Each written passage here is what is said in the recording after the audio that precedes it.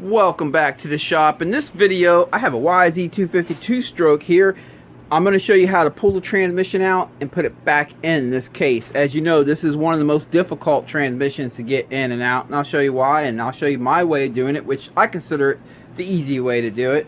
Now, this is on Riley's bike. I know it looks like one of my bikes. He wanted a copy of one of my bikes, the graphic kit, but it is Riley's, and he cracked the case, so we have a new case ready right here. I just have to get a transmission out because I want to replace this one transmission bearing. So let's dig into it. Okay, let me make some room here. Okay, this, like I said, the YZ250 two-stroke can be one of the toughest transmissions to get in and out. And the main reason why is the shift forks. The shift forks, the pin that goes through the shift forks is pinned in on the shift fork. So you can't just grab these pins and slide them out. On most bikes, your modern day motocross bikes, you can just slide these pins out right here, move the forks out of the way, and pull the transmission out. You don't have to worry about removing the shift drum. But this bike is different. You have to take the whole shift drum out with the shift forks and all that. Getting it out is kind of the easy part. It's getting it in that is the tough part. So I'll first show you how to get it out. Now, first thing you're going to want to do, this little part right here that holds that shift detent spring down, you're going to want to remove that. Alright, now take a flat head. I'm just going to pop it underneath that and pop it up. Now this bike right here had the shift detent spring mod done to it.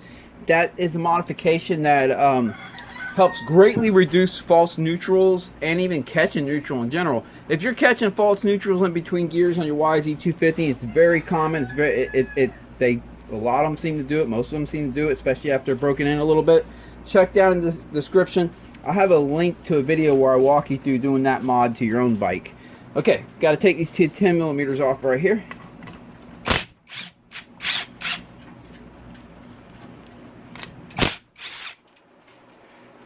I try to pull out this whole ratcheting system, the shift ratchet system here. I try to pull it off as a unit and keep it together, because these little things right here are spring loaded. If they pop out of their seat, and you have to put it back together like that. You see how the rounded end is in that pocket and the square end's out on the edge, and then you have them little plungers with the springs underneath. So if yours comes apart, you'll have to put it back together like that.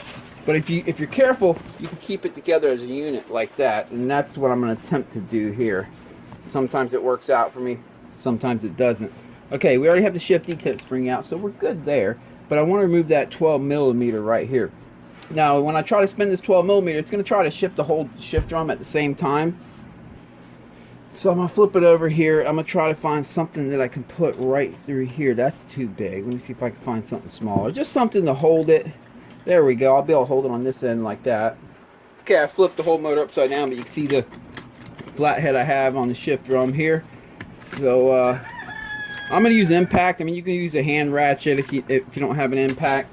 It's just a 12 millimeter. There we go. We got that loose.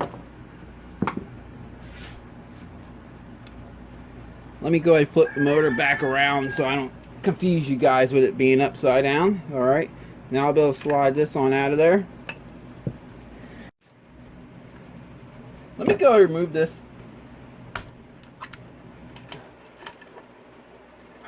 Check for a washer. There's usually a washer down there on most bikes. Some bikes not, but this bike it does. Alright, I need to get this idler gear, kickstart idler gear off. So I'll take the clip off. This has a washer on this side, but not on the other side. Okay, let's flip the motor over. Let's get that transmission on out of there. Okay, as you can see, I have the motor upside down here. Now I'm going to use my hand on this side to press help press these two shafts out as I wiggle them over here. It's a little at a time. Try to make it a little even, and then the shift drum too. If the shift drum's stuck, this one appears to be pretty stuck in there. Sometimes they just kind of get binded in the bearing a little bit. So let's pop that thing right on out. Take this little punch right here and just... There it is. Alright. Go back around to the other side. Okay, so we have the shift drum loose and everything. Again, just one shaft at a time, whichever one wants to come out a little bit. Just wiggle each one out at a time and then drag. As soon as you can get the shift drum out of there, pull that sucker on out of there. Okay, now we have the shift forks. The one on the front of the motor, which this one says C10 on it, doesn't really have a left or right. But this one right here will have an L. That's your left for the counter shaft, the shaft in the rear. And then let's see if we get that one out. And this one right here will have an R on it, and that is your right. So the shaft that has two of them on it will have a L and an R, but the shaft that only has one will not have a L or R on it. All right, let's continue popping these out. Okay, we got this one out. The main shaft and the counter shaft. With every bike I work on, you always want to check for washers. Sometimes they sit right on the bearing here, so feel around for that. Make sure. Let me check the transmission side here, so they don't use a washer on this. Now, if you're pulling your transmission out, don't just start yanking these gears off and throwing them all around. Good luck figuring out how to put them back in order. I'm telling you, good luck. The manual has little black and white drawings showing the gears. It's tough to figure out. If you have to take your transmission apart to replace a part on it, you want to lay everything down on the bench. If you watch some of my other videos where I do transmissions, you'll see how I do that. One part at a time comes off, you lay it face up, next part, replace the bad parts, and you put it back on in the reverse order. Because these can get mixed up so easily, and then you'll spend days trying to figure out what order everything goes in. Okay, now it's time to put the transmission back in, but before I do that, I need to replace this bearing right here. And I'm going to do that off camera real quick because that's not really part of this video. But let me do that and I'll be right back. Okay, I got that bearing in. We got them gears off. Now, to put the transmission in, again, I'm going to do it with the motor upside down. That way the shift forks and shift drum is right here in my face. And the gravity will kind of hold the shift forks on the transmission as I slide it in. A lot of people attempt to do it traditionally like this, and then everything's falling down here, your shift forks and your shift drum, the whole time as you're trying to put it together, and just makes it a real pain in the butt. But if you put it upside down, it definitely makes it easier. Let's get the transmission in. I'm going to take the main shaft, that's where the clutch goes onto it, and the counter shaft. I'm going to mesh them together, just kind of line up the gears like that. And you'll notice the clutch splines are right on this side, and your front sprocket splines are on this side. Alright, and I'm going to take it and slide it in. Just far enough that it kind of holds it in for me, that's all. Because we still have to get the shift forks on there and all that. You want to try to keep them lined up together the best you can.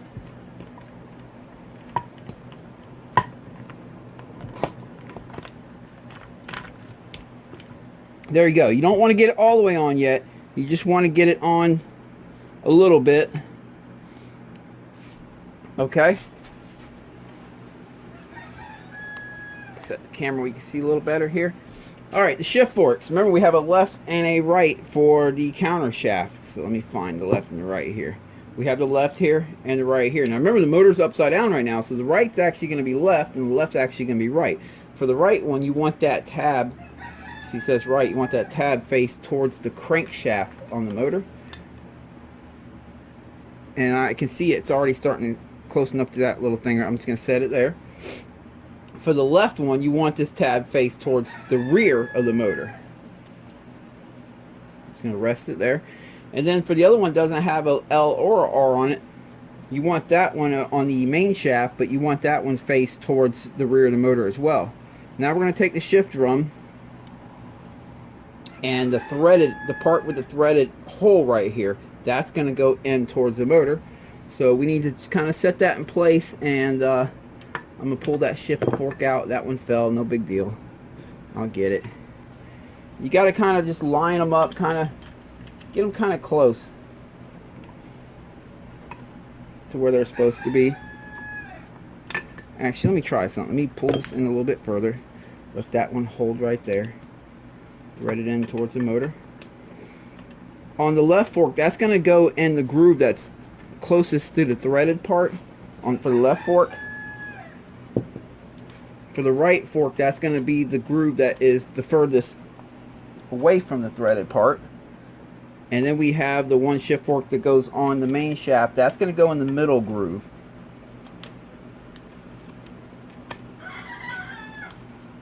It's tough. I know it's tough, but you have to line them up in them little holes and in the grooves and all that. And then now that I have that all lined up, this one wants to fall a little bit. It's not quite in its hole, so I'm just going to hold it there.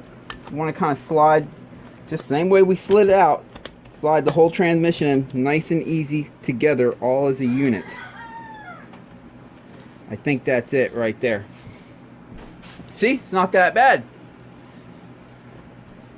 I had people bring me these motors because they pulled the motor apart, they pulled the transmission out, and they just can't get it in, no matter how hard they try.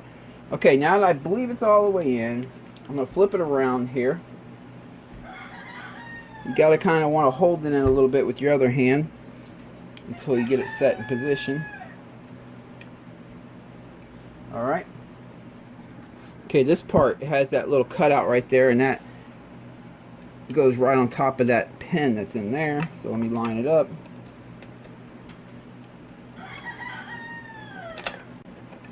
Oh, there it goes. Fell right in place. Okay. Now for that 12mm in there, you're going to want to put a dab of thread locker. If it comes loose, and I've seen them come loose, it sucks. So make sure you put a dab of thread locker on it. I prefer the red stuff myself. It's good for high heat and vibration, which is kind of what we have here. Just going to set it down lightly for now. Spin the motor back upside down here. Alright. Make sure all that's good. Feels good. Okay. I'm going to do the same thing. I'm going to get my flathead. Put it through the holes on the end of the shift drum to hold it in place for me. If you don't do that, it can bind up shift forks and stuff. So I'm just going to tighten her down.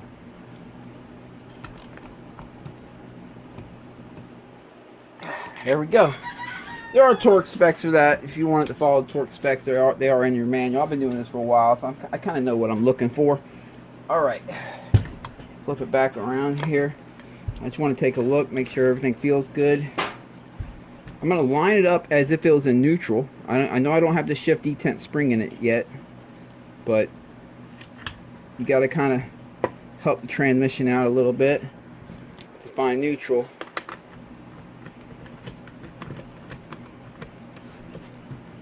Let's see what...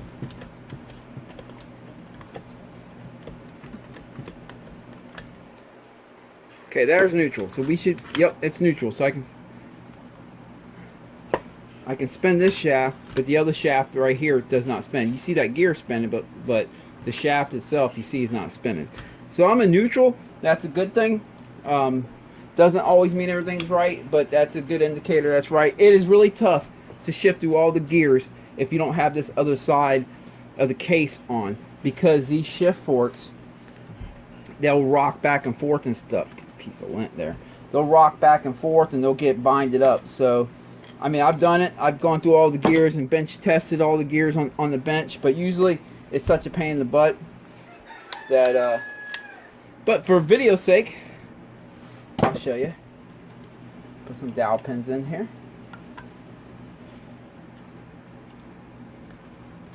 Because we still have to get the shift mechanism stuff in here too. But for video's sake, let me go ahead and...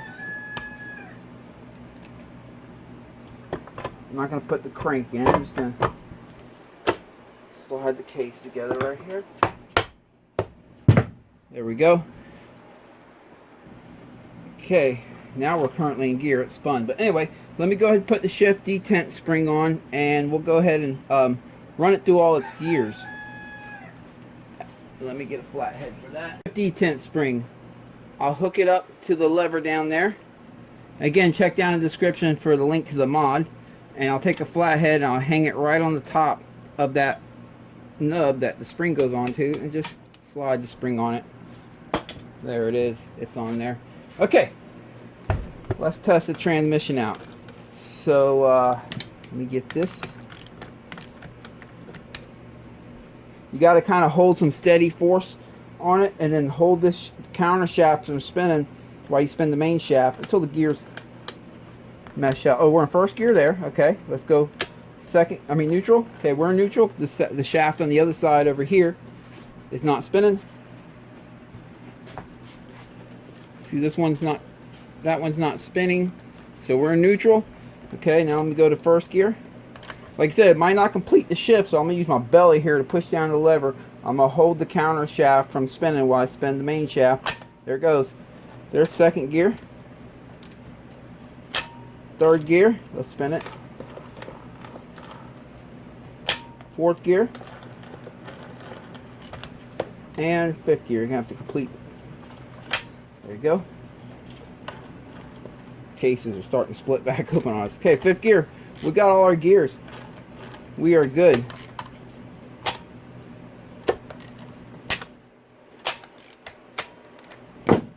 Back in neutral. All right. Now we need to get the shifting mechanism ratchet system back in there. Remember how I mentioned I was holding it all as a, keeping it together as a set? You're going to want to pick or a small flathead or something on hand. Pick this up over here, see if I can hold it. Okay, I still have it in one piece. Slide it on top.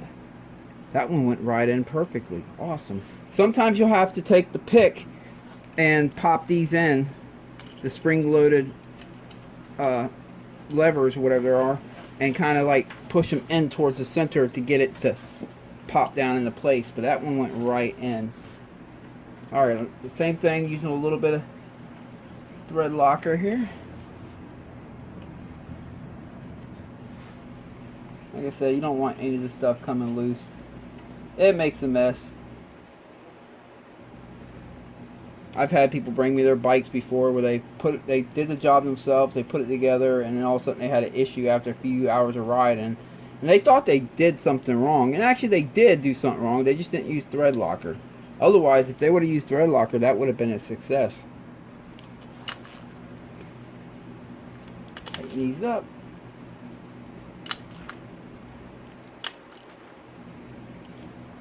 I think that's it. Make sure she's still neutral. Yes, she is. Alright, and that's the easy way to get the transmission out and back in. Obviously, with this job, I still have to put that seal in and put this thing on that holds the shift detent spring on and everything like that. Oh, and last part of getting this transmission together, put that on, the washer on, and the clip for it here.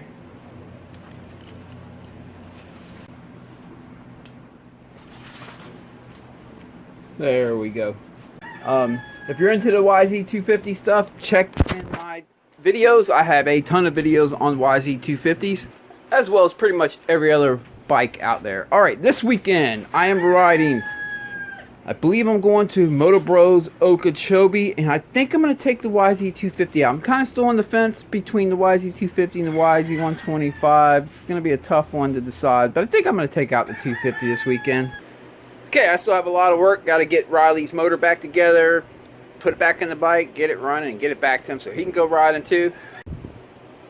I appreciate all you guys watching this. Appreciate my subscribers. Make sure you guys get out there and get a great weekend of riding in. Stay tuned for the next video. Catch you then.